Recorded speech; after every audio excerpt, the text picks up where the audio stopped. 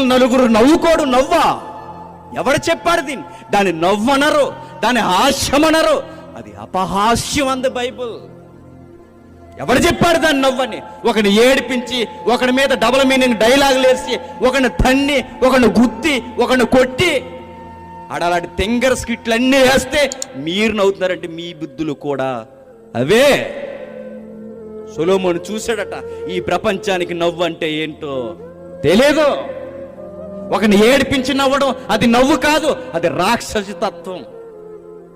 ఒకటి బాధపడితే నవ్వడం అది నవ్వు కాదు, అది ఎకిలి చర్య, మానవత్వం కోల్పోవడం.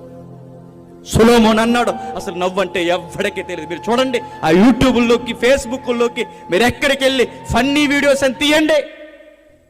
ఒక స్నానం చేస్తున్న వాడి దగ్గరికి వెళ్ళి ఇంకోడు తన్నుతాడు, అదొక ఫన్నీ వీడియో. వెళుతున్న కుక్కని లాగి కొడతాడు, అదొక ఫన్నీ వీడియో.